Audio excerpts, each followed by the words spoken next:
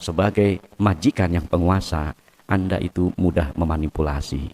Tetapi Yesus mengundang Anda untuk menjadi hamba. Moto Paus Servus Servorum Dei, hamba dari para hamba Allah. Ini kan sebetulnya alias budak gitu ya.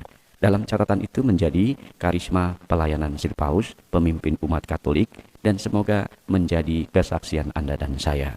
Uskup Kardinal kita juga menekankan moto kerendahan hati, supaya kita ini jangan pernah menjadi segala-galanya, dan kita ini membiarkan justru Allah yang menjadi segala-galanya.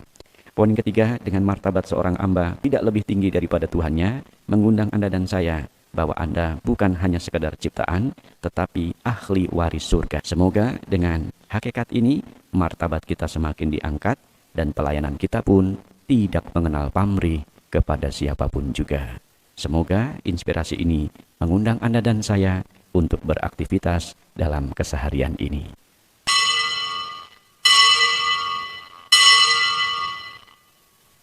Ya Allah, ketika Engkau tampil di depan umat-Mu, melangkah mendahului dan tinggal di tengah-tengah mereka, maka bumi guncang dan langit bergetar. Haleluya. Dalam nama Bapa dan Putra dan Roh Kudus. Amin. Semoga rahmat Tuhan kita Yesus Kristus, cinta kasih Allah dan persekutuan Roh Kudus bersamamu dan bersama rohmu. Bapak, Ibu, Saudara-saudara yang terkasih, juga Opa Oma yang ada di rumah, selamat pagi. Pagi. Hari ini kita syukuri rahmat Allah di hari Kamis Pekan Paskah yang keempat, di mana firman-Nya mengundang Anda dan saya senantiasa menjadi hamba dalam pelayanan kita dan membiarkan Anda dan saya sama dengan Tuhan Yesus sendiri. Mari dengan pesan ini kita bawa dalam perayaan syukur Ekaristi menjadi perayaan keselamatan dan penebusan. Bapak, Ibu, Saudara-saudara yang terkasih yang dicintai Tuhan, hari ini melalui Yohanes bab 13 kita diperlihatkan akan satu keutamaan bahwa mengikuti Tuhan Yesus adalah boleh menjadi seorang hamba. Itu adalah keutamaan yang meyakinkan Anda dan saya untuk semakin hidup rendah hati. Menjadi hamba itu berarti kita mau melayani. Dan menjadi hamba itu pelayanan kita berarti dengan tulus mengulurkan tangan kepada siapa saja dan tidak pilih-pilih. Banyak kali pelayanan kita kerap kali mengalami banyak tantangan-tantangan. Dipilih-pilih orang yang disukai saja. Dipilih-pilih mungkin orang yang berada. Dipilih-pilih mungkin orang yang dekat dan berelasi dengan kita. Kalau sedemikian, pelayanan kita tidak tuntas, terbatas, dan berbau nepotisme. Pelayanan kita justru kita temukan ketika kita menemukan orang miskin misalnya, yang pelayanannya tanpa pamrih, tidak pernah hitung-hitungan. Pengalaman ini pasti sering saya jumpai ketika kita berhadapan dengan orang-orang yang mungkin tidak menjadi penilaian kita atau yang kita harapkan. Justru kadang-kadang saya melihat di situ ada Yesus, di situ ada Yesus, di situ ada Tuhan. Ini benar, ini adalah rahmat Tuhan. Tapi kalau pelayanan-pelayanan kita yang sudah kita rekayasa, kita pilih-pilih, biasanya hanya terjadi itu cuma persahabatan, dan kadang-kadang tidak ada Allah di sana. Ini perbedaan-perbedaan kita untuk melihat bagaimana hari ini Tuhan mengajak kita untuk boleh menjadi seorang hamba di sana. Sebab Tuhan mengatakan, sesungguhnya seorang hamba tidaklah lebih tinggi daripada tuannya, atau seorang utusan daripada dia yang mengutusnya. Bagaimana martabat hamba ini juga ditekankan oleh Tuhan Yesus. Bagaimana Anda dan saya dengan martabat hamba justru diangkat setara dengan Yesus sendiri. Berkat kebangkitan Tuhan, Anda dan saya bukan menjadi anak-anak kegelapan lagi, tapi menjadi anak-anak terang. Saya masih mempelajari tentang arti kata terang ini, khususnya setelah banyak kita jumpai dalam doa-doa, dalam beberapa firman, dalam kenyataan Injil Yohanes, dan juga dalam kenyataan realitas surga purgatorium dan sebagainya. Kata terang ini berkali-kali disebut dan mungkin bagi kita amat sangat penting, tapi kita sulit memahaminya. Semoga penelusuran saya nanti berhasil menemukan apa makna terang itu. Kenapa kita disebut anak-anak terang? Mengapa Yesus mengatakan akulah terang dunia? Dan ternyata memang orang-orang yang meninggal, yang dijemput dan sebagainya, yang berbau kekudusan, itu selalu dijemput oleh sang terang, dan malaikat pun selalu mengatakan menyinari ia dalam terang, dan akhirnya surga itu sendiri adalah terang itu sendiri, dan bagaimana Allah Bapa adalah sumber segala terang. Maka kenapa Anda harus berbuat baik? Kenapa Anda harus selalu mengasihi sesama dan bukan ego, supaya jiwa ini terang? Karena keselamatan itu bukan untuk diri sendiri, melainkan untuk orang lain. Karena keutamaan itu diuji dalam setiap rintangan tantangan ketika kita berhadapan dengan orang lain.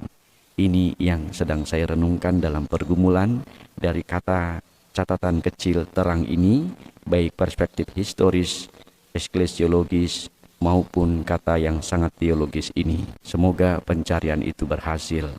Bahkan kalau saya berjumpa dengan sahabat-sahabat, teman-teman, para pelayan yang meninggal dalam damai. Saya dari kemarin-marin bolak-balik oasis hampir tidak berhenti 2 minggu ini. Seakan-akan yang punya oasis.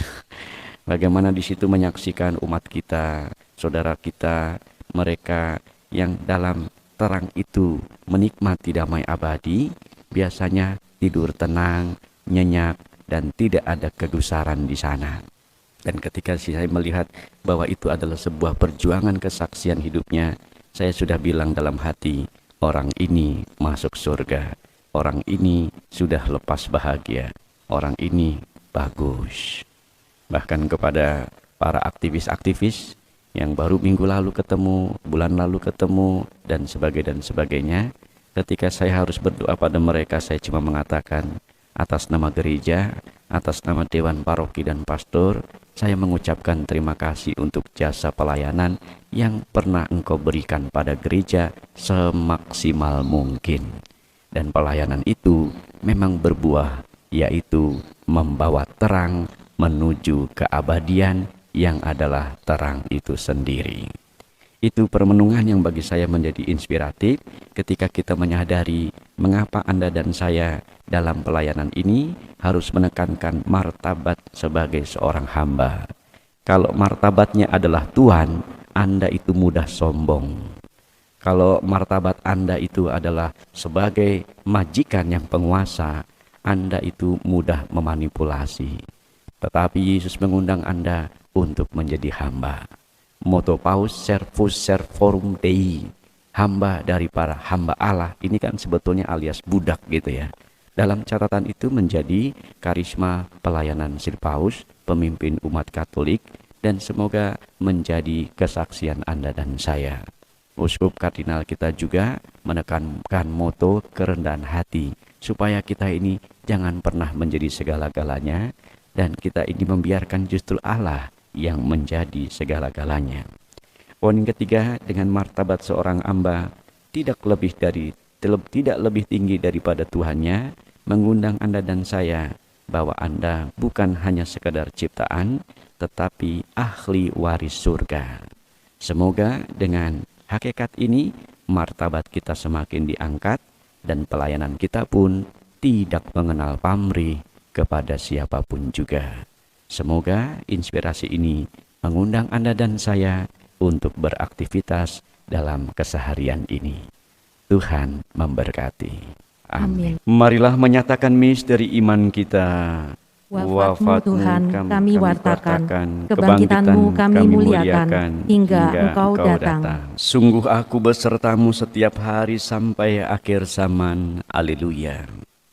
Mari bersama dengan Tuhan yang telah tinggal dalam hati kita, juga mereka yang menyambut tubuh Tuhan secara batin. Memang Santo Yohanes Maria Vianney mengingatkan, dalam keadaan darurat apapun ketika kita memandang sakramennya, memandang gerejanya, memandang tabernakelnya, di sana kita telah menerima Tuhan. Mari bersama dengan kenyataan itu kita bawa seluruh intensi kita, bahkan untuk pekerjaan kita hari ini dalam kerahiman Tuhan. Yesus kau andalanku,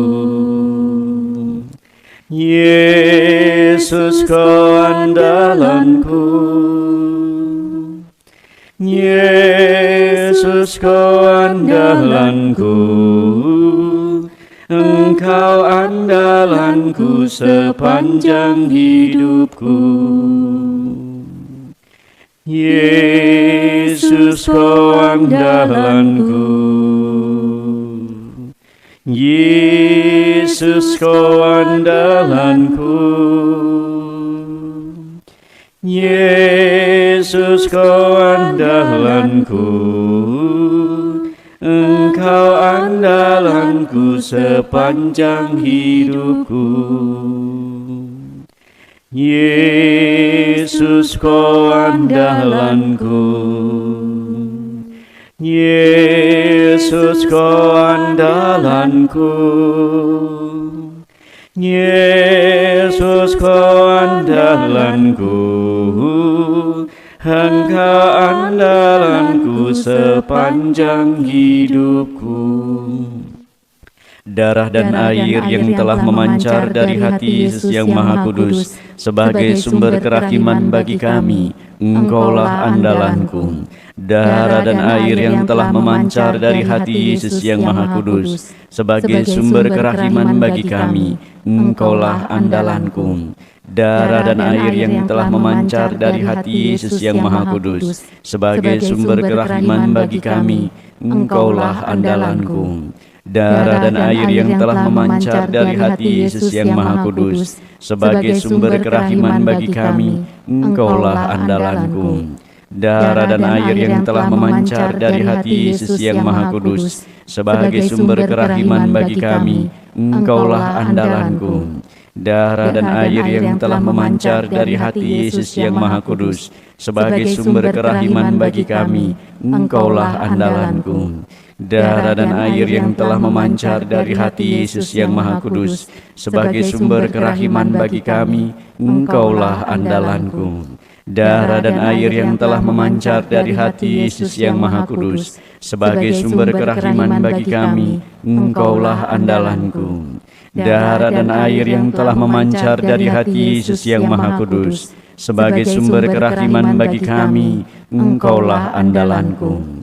Darah dan air yang telah memancar dari hati Yesus yang Maha Kudus sebagai sumber kerahiman bagi kami, Engkaulah andalanku. Allah Bapa sumber kehidupan, kami telah Kau kuatkan dalam Ekaristi pagi ini. Semoga kami siap sedia menjadi utusan-Mu, mewartakan kabar sukacita kepada semua orang, hingga semuanya bersatu dalam kerajaan-Mu yang abadi. Demi Yesus Kristus Putra-Mu, Juru Selamat dan sahabat kami, kini dan sepanjang masa. Amin. Bapak Ibu yang terkasih, terima kasih untuk rahmat kebersamaan di antara kita, baik saudara-saudari yang mengikuti online maupun yang secara offline hadir di tempat ini. Semoga pesan Tuhan hari ini untuk mengedepankan martabat kita sebagai hamba Tuhan senantiasa menjadi inspirasi kehidupan. Terima kasih untuk lektor komentator, untuk prodiakon, untuk petugas komsos, juga petugas peta. Terima kasih untuk pelayanan yang Tuhan memberkati. Mari kita berdiri mohon berkat Tuhan agar hidup kita diberkati. Tuhan bersamamu dan bersama rohmu. Semoga Anda dan saya dilindungi dijagai oleh berkat Allah yang Maha Kuasa, Bapa dan Putra dan Roh Kudus. Amin. Pergilah, Ekaristi syukur kita sudah selesai. Syukur pada Allah.